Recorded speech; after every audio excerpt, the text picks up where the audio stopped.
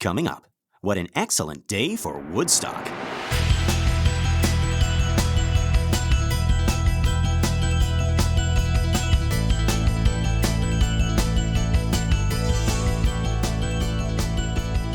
Well, howdy folks, and welcome to Minute 100 of the Exorcist Minute, a show where we endeavor to examine, extrapolate, and excavate the Exorcist Minute by Terrifying Minute. My name is Lester Ryan Clark. And I'm Keenan Diaz. And we'll be your holy guides on this journey through what some have called the scariest movie of all time. Okay, our minute begins with Bishop Michael saying, "What about the Exorcist?" And it ends with an old man receiving a letter. Who is this old man and what is that letter? I have It could be M or it could be Z. It could be the letter X. He just turns to the camera. It's like, in case you didn't know, you're this far into the movie. It's rated X. Oh. But then he like peeks behind the letter. He's like, but that doesn't mean what you think it means. This is 1973. It's not. Don't think. Please keep watching. It's. Then the camera pans back out. It's like, no, wait, no, come back. Come back.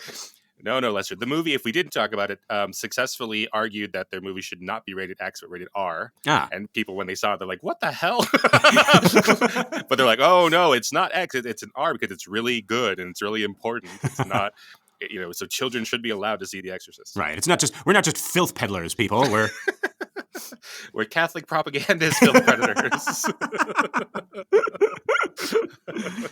Oh, boy. But for now, let's get back to this meeting at the top of this minute. We got a close-up of Bishop Michael looking grave and serious because he and Tom Birmingham, the president of the university, are talking about getting someone to do an exorcism. And again, I have to wonder, how many times has this happened in either of their lives? Zero. It's got to be zero. It's going to be zero, yeah. Yeah. They've done a lot of crazy Catholic stuff in there, but not ask for an exorcist, right? They've done all sorts of things they couldn't explain because it's about ritual and bureaucracy and all that. But this one, they're going to, people are going to find out. I think. So they're a little worried about that. That's a little bit of cutting room floor footage where Tom continues his leisurely stroll right up to Bishop Michael. He throws an arm around him. He's like, you and I have had some times in the past. As has the Catholic Church. And I didn't mean anything scandalous even. It's been weird Catholic stuff that they have to explain to people, and we need new I don't even know what kind of equipment they need for we need a new transubstantiation machine.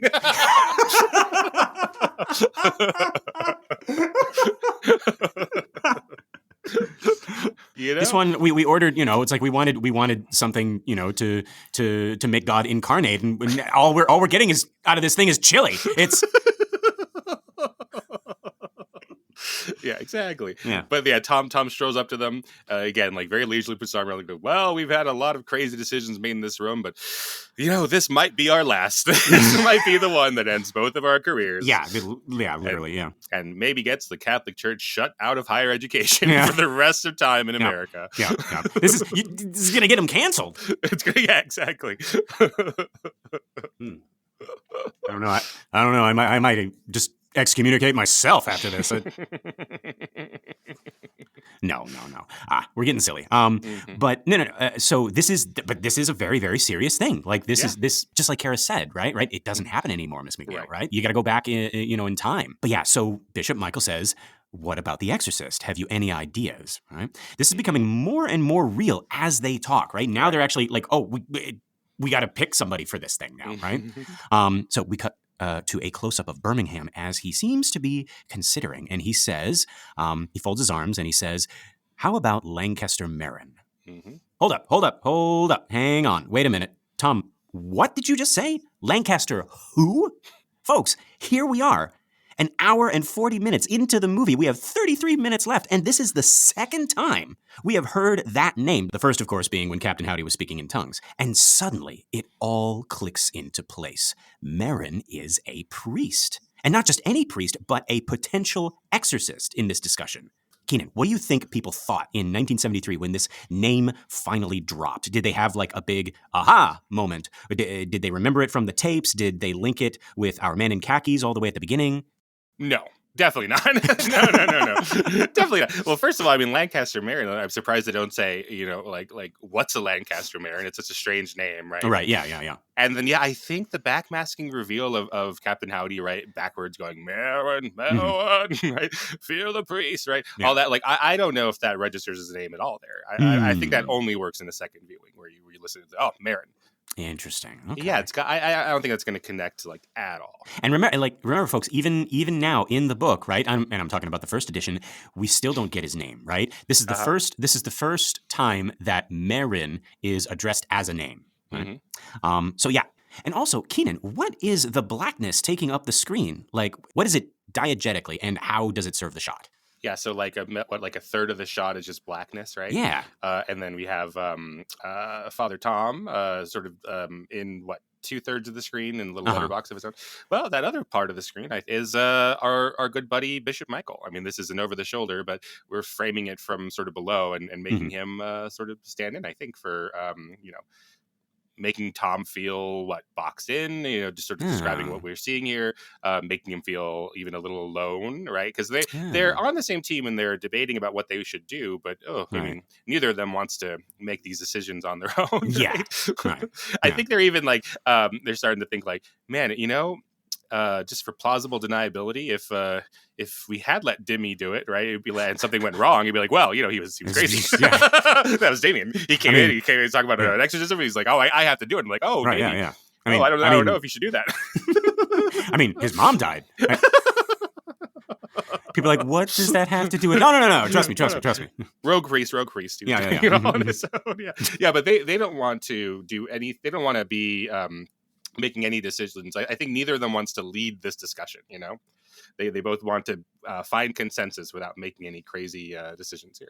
That's interesting that you say that. I get kind of a different read. But yeah, if we go by like what you're saying, like everybody, so not just Karras, but also Birmingham and the bishop are all handling this like a really hot potato. That nobody wants to, lay claim to, right? Yeah, I might just be projecting. That's what I would be. I'd be terrified of losing my job if at my job at the university we were planning an exorcism. And that makes our exorcist, whomever he may be, all the more like noble and heroic when, it's like these three priests are tossing around this potato and he just walks in and he's like, there is only one baked potato, right? Right. He's like, this must be done. Yes, I will cover this in sour cream and chives. Yeah. Okay, so we cut from there to a wide shot, another angle of this room. Once again, we are shooting into a corner. We got the other side of that table along with the other side of this room. More phones. We got what looks like a managerial or perhaps secretarial desk here. Some curtained windows with like little cushy benches. And we continue to see these portraits, which are presumably frowning down at us, although we can't see their faces, right? We had this in the last minute. I forgot to mention it, but yeah, like we're still seeing these like the bottom halves of these portraits, which whenever you have like a row of portraits in a movie, like I always think like, they're looking down at you, judging you, right? But we can't see their faces here. So right. Yeah. This again is either shot in a real spot at Healy Hall or they've done a really good job reproducing it, because the photos that we have from about the time period, which are in black and white, are the only ones that I found, and but it looks a lot like it. So I think they'd actually shot at Healy Hall. They did shoot at Healy Hall for some of the hallway shots. That's very clear. But I'm pretty sure this room is also in Healy Hall. So these are just, I think, just there. Gotcha. Okay. Yeah. So it wasn't. It creates a good effect, right? Oh, it's like, sure. Yeah. It almost makes us feel like there's like, they're holding council, right? Talking about this really big deal, and they have like all the other, the people there. The great kings of the past looking down at you. Yeah. Well, I personally like to think of them as burning balls of gas,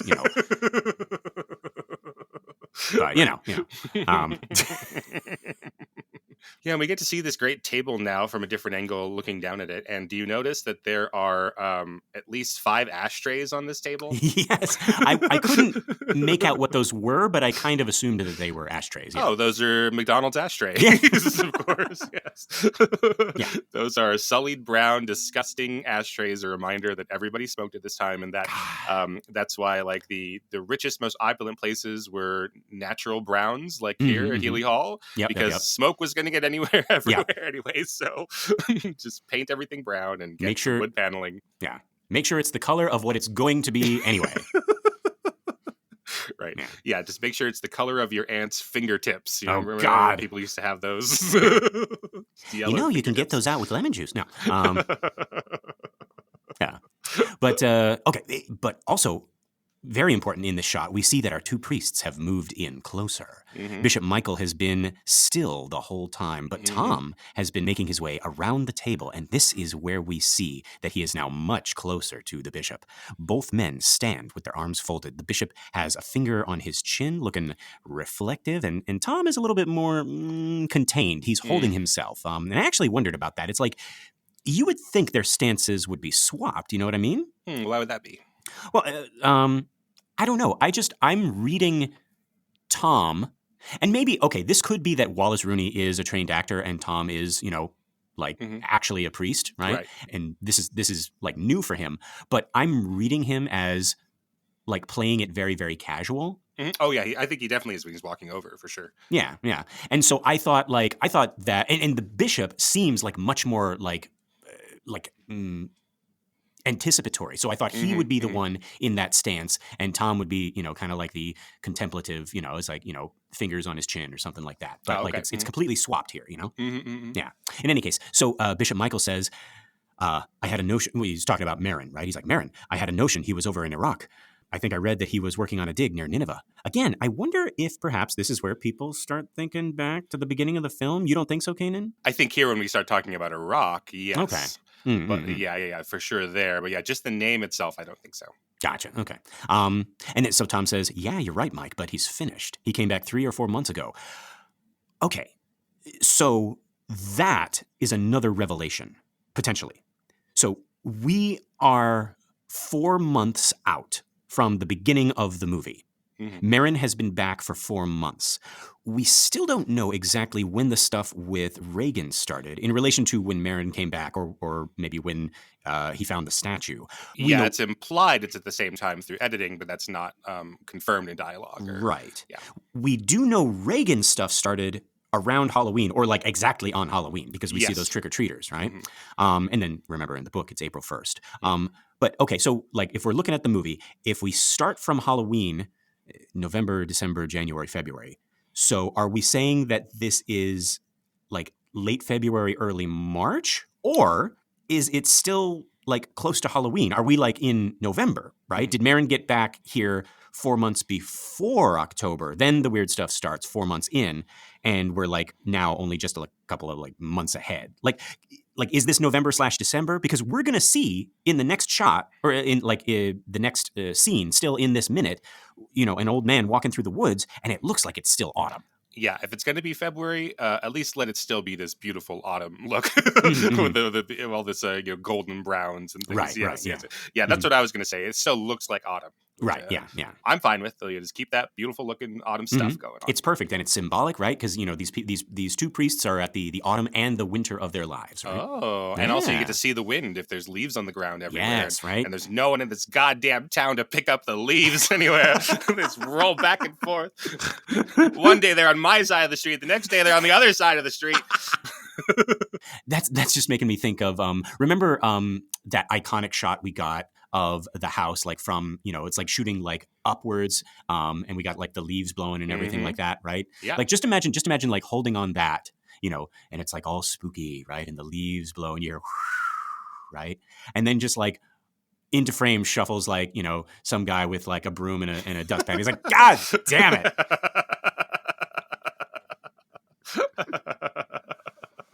Right. It never stops.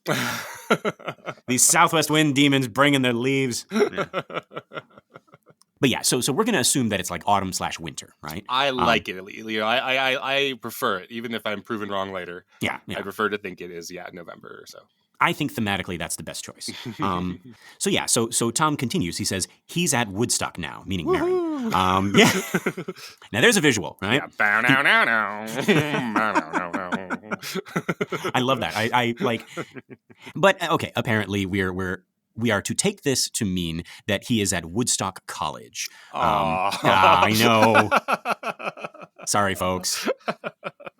It's another Jesuit seminary, which actually closed in 1974, the year after they mentioned it in this movie. Well, that's part of the reason why when you watch it today and you hear him say it's at Woodstock, the only thing you can think of is the music festival. I mean, so since the time of the movie, right, the music festival has become even bigger than it was at the time, right? Like it stands in for all of the counterculture. It stands in for like everything involving peace, love, music, drugs, rock and roll, anti-war, etc. Right. And then now that the Woodstock College is gone, right? There's like, there's nothing we can think about except for I was trying to think of like other.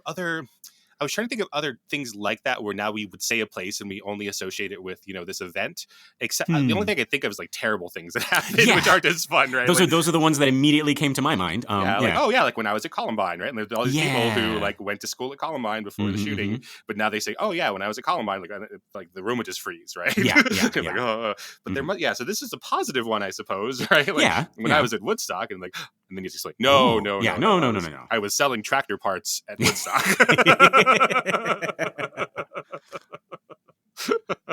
No. It was a Peanuts convention. Your Father Dyer was there. He had his Snoopy T-shirt and everything. Oh, like when I was selling apples at the Garden of Eden. No, not that. No, it was way before that. It was a whole other thing.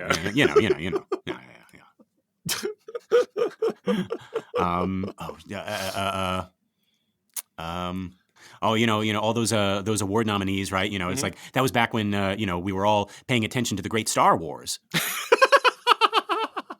That's right. Yeah. Have you seen this Seinfeld where Kramer is a seat filler at the Tonys?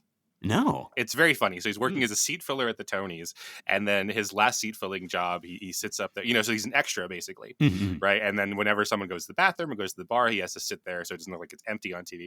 And then he sits down just in time for the people next to him to win a Tony for best play, and he gets swept up on stage. He tries to explain to them that no, he's not part of it, and they give him a Tony and everything, and hey! And he ends up going to the after parties, and then he's telling, so he just has a Tony, he just walks out with a Tony, and then he comes back to Jerry's apartment, right, and explained to the other three, like, oh, and this is what happened. And we went to the party, we went to 21, we went to Serendipity, and then I saw the sunrise at Liza's. Manelli? No.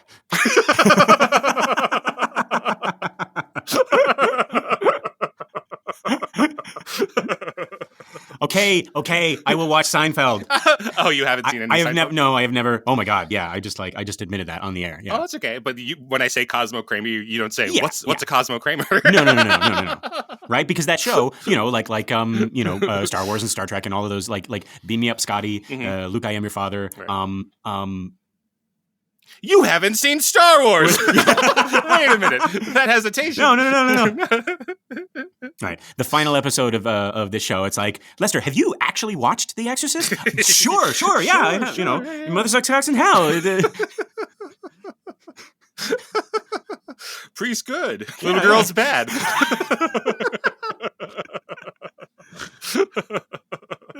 Well, I have a lot of friends who don't like Seinfeld because they say it's just mean-spirited, and but most people really like Seinfeld because most people are mean-spirited. Yeah. That's why I can't watch Friends anymore. Yeah, they're all assholes to each other. Oh, really? They're not just friends to each other? No, that's how I remember it. This is like with friends like these. With friends like these, like, okay, yeah. Anyway, Friends, Seinfeld, folks. Remember those? What's the deal with them? So you just like sitcoms where everyone's nice to each other, I guess. What's wrong with that? For 22 minutes, just people sitting around. Yeah, Golden Girls. Everybody loves Golden Girls. They're mean to each other on Golden Girls. But they're like mean the way that grandmas are mean, you know? Which is to say, not mean at all. Grandmas right? of past. They call each other sluts and stuff on the. But yeah, but like ugly. They call them ugly, stupid, slutty, and senile. But you know, it's with love. It's because there's cheesecake. Yeah, right. Yeah, and you know that like if you like walked into that apartment, right, they would all stop what they're doing and they would like bake you some cookies or sit you down for some tea or something like that. Right? You walk into the Friends apartment, and they're gonna be like. First of all, I wouldn't be invited in because I'm not white. Oh yeah, there you go. Right. That's a first problem right there. They had 2 non-white friends in the entirety of their show. Yeah. For 10 years. They only had conversations with 1 Chinese woman and 1 black woman. Yep, that's it. Friends, folks. Doesn't hold up. Right? Now, The Exorcist, on the other hand, that's right. Getting back to it, but yeah, so that Woodstock College has closed, but Woodstock Theological Center, which is a nonprofit theological research center at Georgetown University, succeeds the actual Woodstock College and remains operational to this day. Oh, I see. Okay, great. Yeah, so 3 Woodstocks that Marin could potentially be at, right? Turns out they're talking about the college, right? Now, Keenan, you might be wondering, what's he doing there? Teaching? Yeah, what's he doing there? Teaching? No, he's working on another book, which is exactly what our buddy Tom says as we cut, and now we are behind Bishop Michael as he moves in towards the table. The mention of Marin's whereabouts and what he's currently doing have awakened the attention of both men, and they are now both leaning in over this table, almost conspiratorially. This is that like cabal you were talking about, like in earlier episodes, right? Suddenly the priests are not so like casual. It's like, oh, Marin, what's he doing? What's he doing back? Is he teaching? Right? Tom has stopped strolling, and the bishop has stopped pontificating, even though he's a pontiff. Right. There we go. I realized that too late. We didn't make the joke in the last minute. I had to shoehorn that in.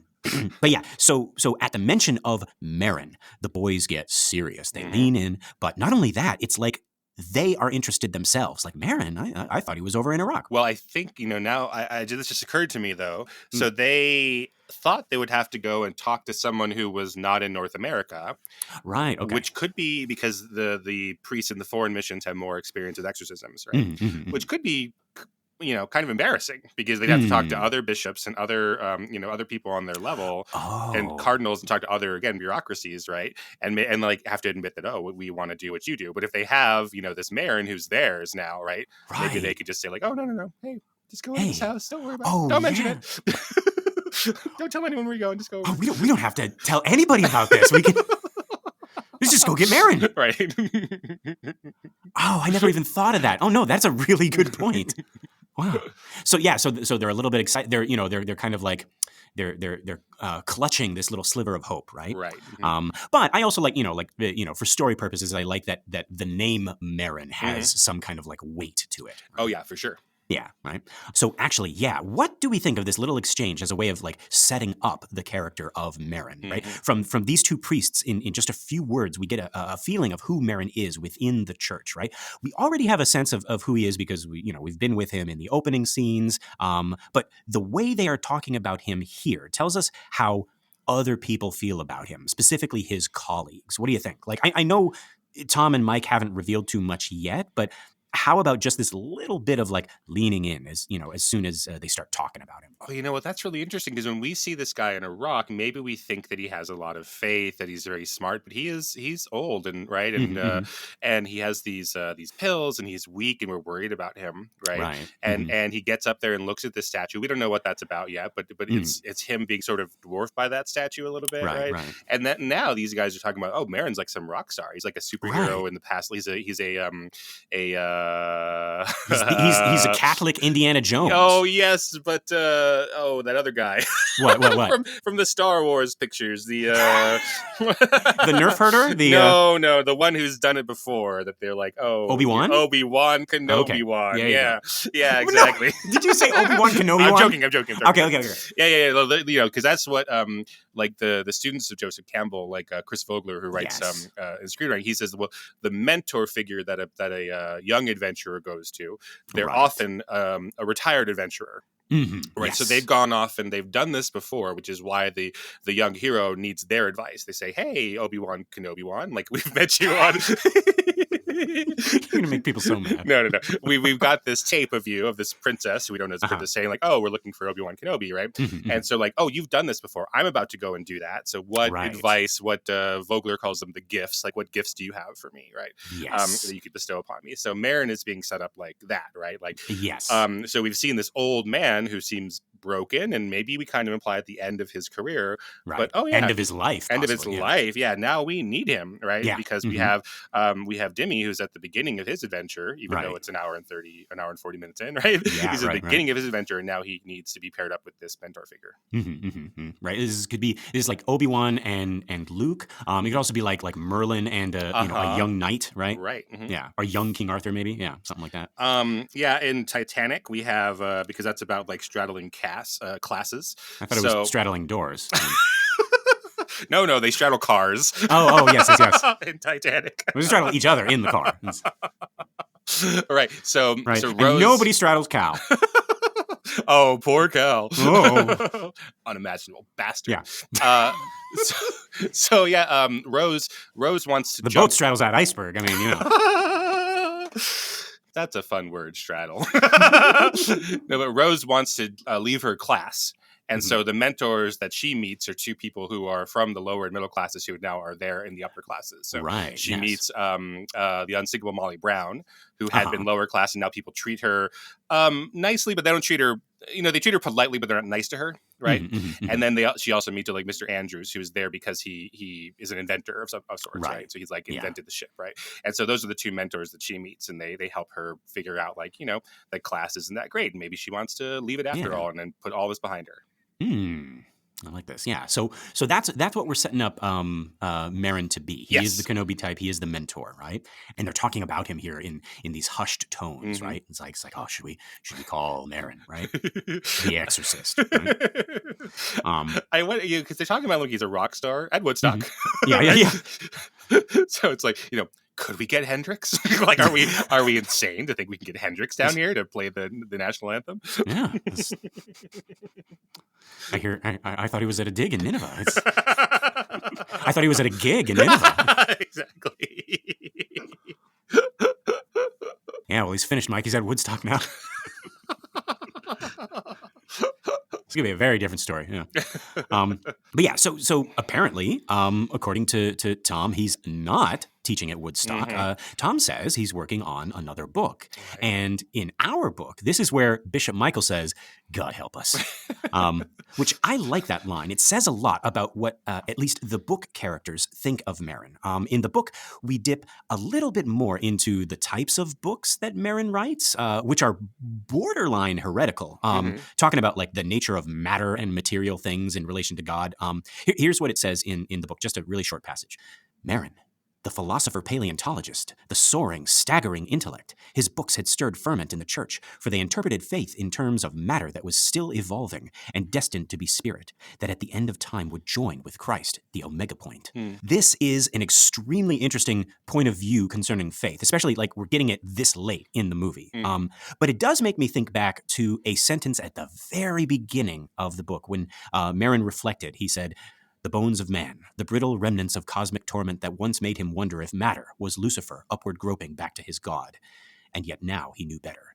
So what do we make of this? What do we make of this like matter becoming spirit or matter like evolving into spirit? So is this saying that what he wrote in his previous book, he's not sure about anymore? See, now, yeah, like going back to that, say, but now he knew better. What does that mean? Right. Yeah. That matter was Lucifer upward groping back to his God. Right. Because that first passage that I read, that comes from Karras's inner thoughts when they tell him that like the Exorcist, like he's going to be assisting Father Merrin, and he's like, "Oh, Merrin, the staggering intellect," and he thinks about like all the books that he's read about matter evolving, right? So maybe like he's still famous for like having those views, but at the beginning of our book, we're meeting him at the end of his life where he's like, I wrote all those books about matter evolving, but now I know better. Right? Yeah. Well, that's an interesting idea that I've talked to a couple of, say, writers about. Like, I interviewed this really famous film critic, Aldous Mitchell, who then later on came to teach with us at UNLV for quite some time.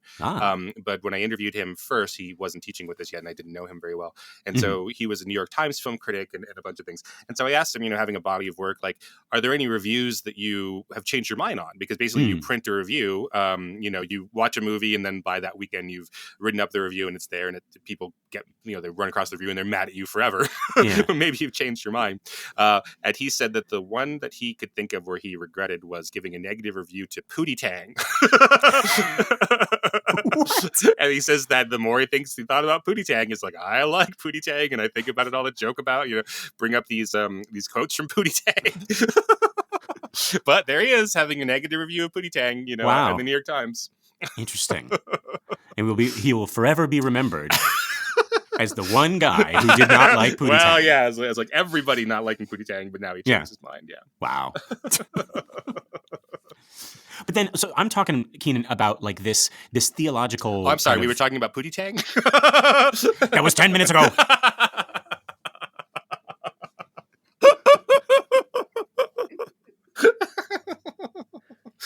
No, go ahead with your theology or whatever. No, I don't know. That's all I have to say. Like, I don't know what to make of this. Like, what do we, because we characterize Merrin, we almost like stereotype him as the staunch Jesuit priest with all the bells and whistles, all the faith, all the faith, all the theology, right? Yeah, he is the by the book priest. Like he could probably do the exorcism without the book, right? He could just do it by heart, right? I think that's true, right? Yeah, I think we sort of see that he doesn't really need the book, right? I mean, I'm not speaking literally. I'm talking, what I'm saying is, I believe in him. If you don't, yeah, well, but no. What I'm saying is, like, he is the most priestly of priests, right? Yes, that's what we see. Like, the old priest and the young priest. He is the Merlin. He is the Obi Wan. He is the he's been through it all. So then now to get this thing, so late in the book about him having these crazy ideas about like matter and substance, like being in relation to spirit, like I don't know what to make of that. Well, it's interesting of Damien liking it, right? Like of the younger generation, and I don't know, maybe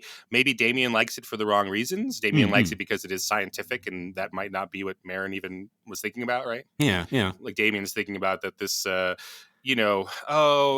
for us lay people and atheists, like sometimes we do try to put God into these scientific terms of like, okay, so what if God is this force in the universe somewhere, etc., and you can never disprove the existence of God because you'd have to look everywhere and in every dimension at the same time, but you could find God as some entity out in the universe. So scientifically you could prove God by happening upon it, but you can't disprove God, right? And that's helpful to me as an atheist, as a layperson, right? Someone without faith, but that's going about the question entirely incorrectly from a faith standpoint, right? Yeah, like that's beside the point. And so like perhaps Damien, who is like having trouble with his faith, has either read this thing that Merrin doesn't believe in anymore, or misread this thing that Merrin wrote a long time ago. And was like, faith as having a scientific basis to it. Okay, so I can see how this might like click for Dimmy. Actually, okay, so you bring that up. So having read the book and knowing what Merrin is going to say a little later on those steps to Damien, I wonder if he's talking about faith in this way because, like, if Merrin, if we're associating Merrin with this like theory of faith in this way, because Merrin sees it not as this stationary, unchanging thing. Like, oh, you either have it or you don't, right? The way he talks about his own crisis of faith a little later on those steps, and where he used to be, we talked about it on the show that Karis is where Merrin used to be once upon a time, right? And I wonder if this stuff about like matter evolving reflects that, like how faith can evolve along with experience, along with the person. And I think this is why, again, he and Karis are the only ones who can do this job, because though, there's no smoking gun of this, I bet the faith of these other priests, Dyer, Birmingham, Bishop Michael, right? I bet it's already like established. I bet it's already secure. I bet it's already like, solidified, right? Because of that, it's like unmalleable. They already have their opinions about God and the devil and hell and heaven. Even Dyer, with his, solid white nightclub. I bet if Chris asked Dyer about the devil that same night, he'd be like, "Oh, come on, let's be serious, right?" Right? Even though he was just joking about heaven. Right? Or you'd also if someone would be like, "What do you mean your own personal view of heaven being a nightclub, Father Dyer? That seems like that's not quite what we would teach." And he would just go like, "Oh, well, that's just a thing I was saying," like that.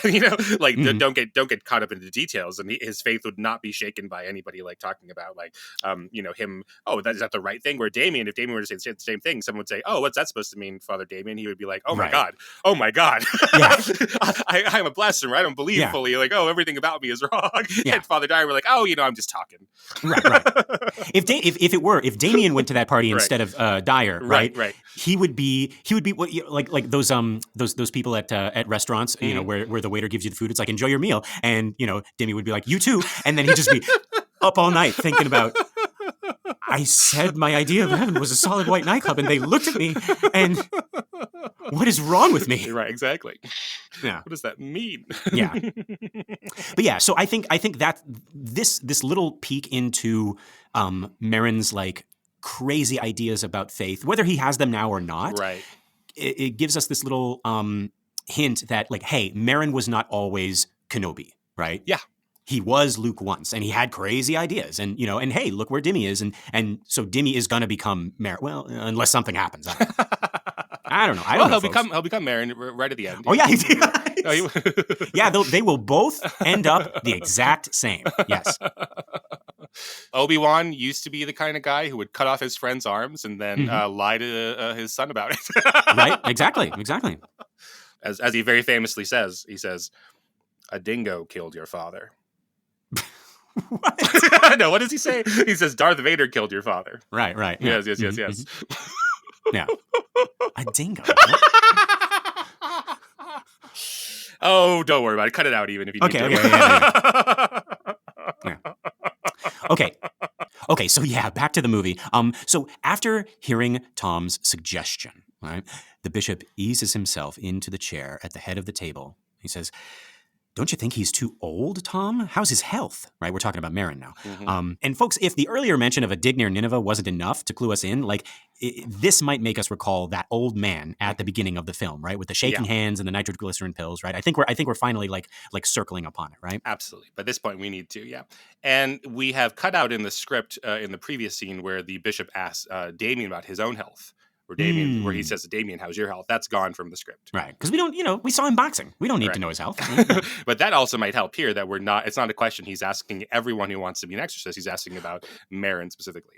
Oh, yeah. That's actually good, right? Because if he was asking about everyone, we was like, oh, yeah, God, this guy just really cares about people being healthy, right?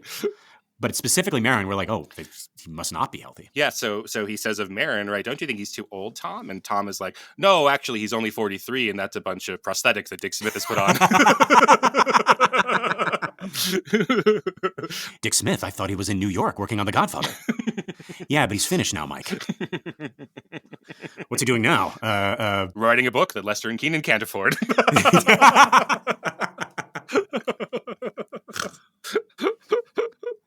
Did he go to Woodstock? No, we're not talking about Woodstock anymore. But yeah, okay. So he says, "How's his health?" Right? Bishop Michael says that, and Tom sort of gives this shrug, and he says, "He must be all right if he's still running around digging up tombs." We cut to a close-up of the bishop's face just as Tom finishes, and once again, we got a troubled bishop here. This just keeps getting worse. Like, first we got a priest who may or may not believe in God, and now we got one that's probably going to meet God really soon. And Tom is just so like chill about it. Like, but the bishop is like Lando. He's like, this deal just keeps getting worse every time. But okay, so I want to speak to that, Keenan. We have two perspectives on the preparation of this exorcism. We have passed the initial hurdle, which Jimmy thought was going to be difficult, right? It turns out that these guys were an easier sell than he thought. But between these two, we also got some friction, right? The bishop is willing to do this, but he has been moving through the process deliberately and methodically. And I feel like Tom's this is where like that point you made earlier, I kind of like disagree with, because I feel like Tom's casualness is like messing with the bishop a little bit. What do you think? Well, we sure do get these close-ups of Wallace Rooney like seeming to be troubled by what Tom is saying, and maybe the manner in which Tom is saying it. To your point, like Tom's like, "What about this?" And then we get these really close shots of Wallace Rooney. His eyes just kind of flicking around, like, is this all a prank? Yeah. Where do you want to go to lunch today, Tom? What about St. Michael's Pub? And he's like, I thought that was closed down. Yeah, but it's reopened, Mike. They got a whole new menu. Just everything. It's like so who should we get to teach this this new calculus class at the university? What about Father Roberts? Yes. Just every suggestion you make to this guy is like, yeah, that could just be Father or Bishop Michael's sort of thing. Yeah, right. Just, that's what's in that giant tin on his desk is just Tums and Maylocks. It's so stressful being the bishop. They don't tell you that in bishop school. No, bishop school. The Bishop Academy? What would it be? Yeah, the Bishop Academy. Yeah, of course. Right. So after hearing this from Tom, our bishop looks away, perhaps inward, and he says, we were just joking about it, he says, And he's still deep in thought when, from off camera, we hear Tom's voice again, and he says, besides, he's had experience. The bishop responds almost immediately. He says, I didn't know that. And now his eyes have flicked back up to Tom. The rest of his face is completely still. The way he jumps on this new bit of information, like he's still cautious, but this is like a sliver of hope, right? The way he says it is like, I didn't know that.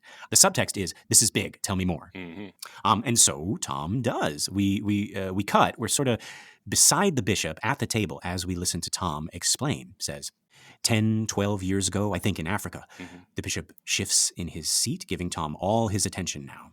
Tom continues, the exorcism supposedly lasted months. I heard it damn near killed him. And the bishop is like, this sounds like material for a prequel. Yeah. Or 2 prequels. Shot at the same time. Right, yeah, right. And what about Lancaster Marin? Who are we going to get to play him? Stellan Skarsgård, I think. Oh, I thought he was in Juilliard. Well, he was there. He was selling hot dogs on the corner at Juilliard. Right. Juilliard, the music festival, not the... Yeah. But yeah, so that's the last word on this scene. I heard it damn near killed him. We don't get to see this land for Bishop Michael. Right? Instead, we cut, and we are now outside. It is autumn, and an old man, all in black, is walking away from us, away from the camera, and he is ascending. Head bent, hands clasped behind his back, but he is interrupted when a young man runs up to him saying, Father? He catches up to the old man, hands him something, looks like a letter, and then runs back down the path the way he came. We then move in on our old man as he reads the letter. Keenan, what do you think of this final shot in our minute? It's one of my favorite shots in the movie. I think it's just so well done, and just like the kind of elegant staging that Friedkin and the actors, along with Owen Rice and the cinematographer, work on, that looks simple, but it is just so... First of all, just beautiful. Again, autumn. Yes. If it were February, it wouldn't look as beautiful. Right. The stuff in the shot is beautiful. Just beautiful. Yeah. And then the framing of it. Yeah. And like this idea of like, okay, he's going to be going away, like to introduce a major character, even though we've seen him before, but to introduce him to our story, of have him like walking away from us, and like our camera is slowly zooming in to try to catch up with him, and like, who is this person? And then he's interrupted by this younger priest who then stops him, and then our camera does kind of catch up with him. I just think it's really sophisticated, great stuff that Friedkin, does get a lot of attention, rightfully so, for his more ostentatious directing. Some of the shots here that are really catching in The Exorcist or The French Connection or in Sorcerer, we're like, oh God, what a camera move, right? But he's just filled with, like, the more I look at this movie, just like really solid blocking and really solid camera moves that we don't notice in the first viewing, that are just, craftsmanship at the top of their level. So sorry I'm going off of this shot. Maybe a lot of people in this don't even remember the shot in the movie, but it's one of my favorites. Oh no, it's absolutely beautiful. It's stunning. Like and you're right, Keenan, like I had forgotten about it until this viewing, and I was like, oh my God, this is what do they say? Every frame a painting. Yeah. Right? It, like this is a work of art in itself. Just this shot. Yeah. And Marin gets his letter, and it stops him in his tracks, and he doesn't look back at us, which is what I would do as a less assured director, where he wants things to be clear. He has his moment away from the camera where it's clear to us that he's like, he is thinking this affects him, right? But it's not super emphasized. And then he puts his letter slowly in his pocket, and then just keeps walking the way he was walking. And like it's keeping us like, we know this is going to be our guy, but it's keeping that reveal until, you know, a couple shots from now, which is the most famous shot of the movie, right? So also, but actually, go ahead.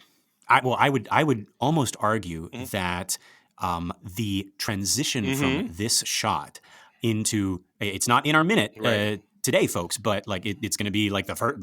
Get ready, it's going to be the first thing you see next week. The transition from the shot we are in now to the next shot. That's like, if you were wondering who this guy is in relation to our demon, like, wonder no more, because this shot mirrors that shot I love so much at the very beginning when he's having that standoff against the Pazuzu statue. That's kind of like the next thing that we see is kind of like the mirroring to that. I think the most famous like textbook for film studies is Film Art. It's by Thompson and Bordwell. And Thompson and Bordwell, you'll hear in like the academic world, like they're like a brand. People talk about Thompson and Bordwell this, Thompson and Bordwell that, Woodstock this, Thompson and Bordwell that. But they make a really astute point about the way that we teach film studies, like and they talk about what's called mise en scène, which is composition, but also production design, camera movement, staging, all of that stuff. That all that stuff that is a large part of what directors do. And they say that, you know, when we teach it, or when we're starting to study it, it is unfair to it because we do it with like pictures and books, right? And that's how mise en scène in theater is. Like, it's like these individual compositions you're making with the proscenium arch, if you will, right?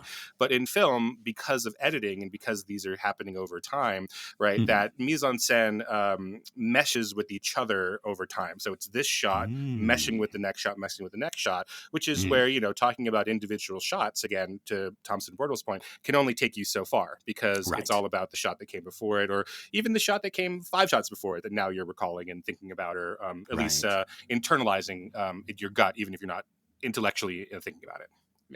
So this is, I love that you said that. Not only is this individual shot great, it's of a piece of 2 or 3 shots that are coming next. Right. The next few seconds of this movie, folks, it's like, mwah, like chef's kiss. It's like, absolutely, oh God, like, So I think this is a good spot for our reading. It's going to be very, very short today. It's the last paragraph of part 3, which you'll remember is titled The Abyss. And it is the bridge between that and the next part 4, which is titled, And Let My Cry Come Unto Thee.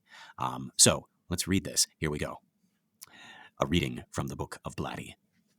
Early that quietly waiting evening, a young scholastic preparing for the priesthood wandered the grounds of Woodstock Seminary in Maryland.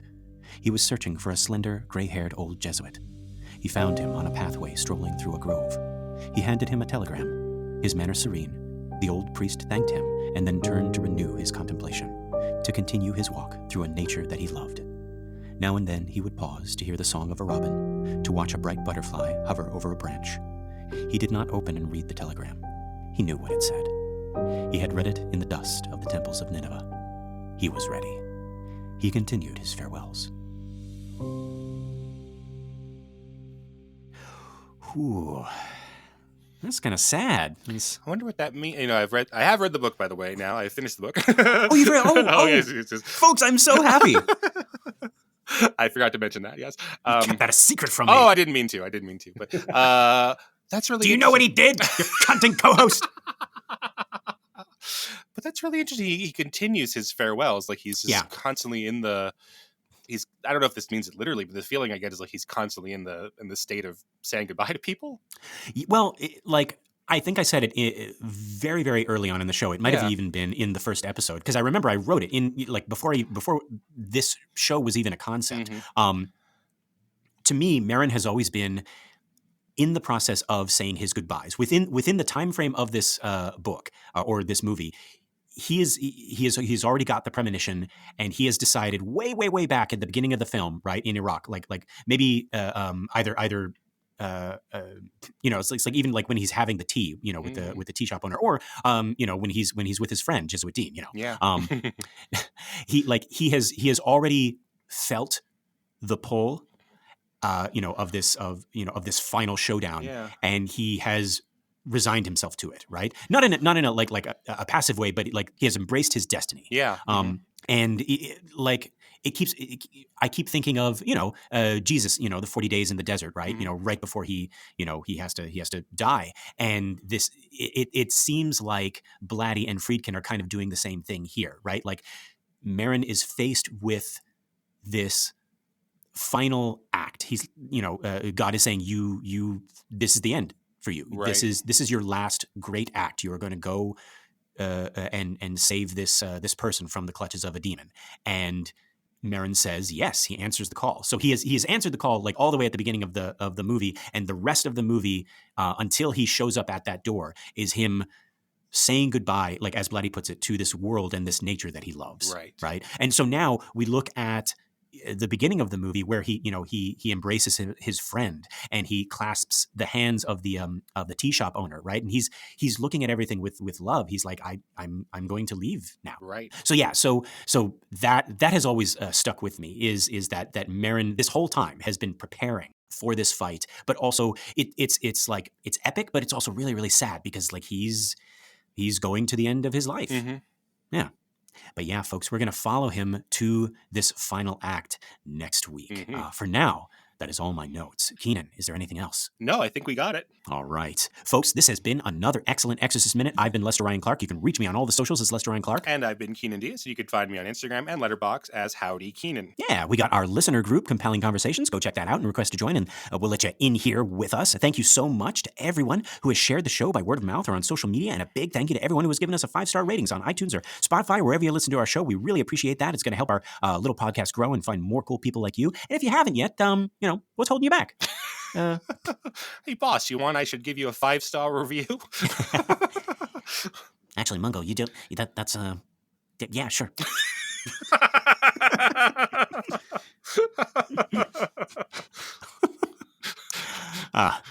Okay, Keenan, are you thinking what I'm thinking? I think I am, Lester.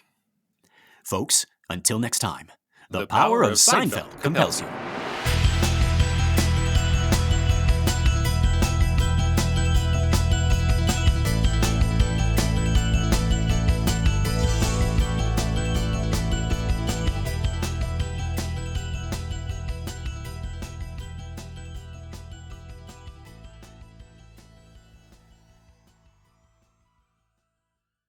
He shows up there, right? He's like, what's the deal with Reagan? She a good girl. She's a bad girl. Make up your mind. Captain Howdy's just like, hey, are we really doing this? Is this what we're doing? What's the deal with Ouija boards? Why do we put so much faith in a piece of cardboard that costs them 10 cents to make? It's Hasbro. It says it on the box, Hasbro. I never realized that Seinfeld reminds me of Adam Driver. It's my grandfather's helmet. So then Karras, he bursts through the door, and he, like Kramer, I've seen things, Merrin. Oh yeah, things you wouldn't believe. Little girl, she's got 3-4 voices inside of her. I can't keep track of them. 88 doctors, Jerry. Going back and forth. 88 doctors. Each of them more useless than the last. All right. Okay. I think we're done. Oh, wait. What? Because then there's Elaine. Oh, yeah. Right. So we go back to their place, and there's a little girl tied to the bed. She spits out pea soup, yada, yada, yada. We've exorcised her, and we all go home. Oh, you're yada, yada over the best part. No, I mentioned the pea soup. That's funny if you know what I'm talking about. Okay. If you've seen Seinfeld. I don't know why I chose this as our outro. I know nothing about. I'm sure our listeners think it's very funny if they're still listening.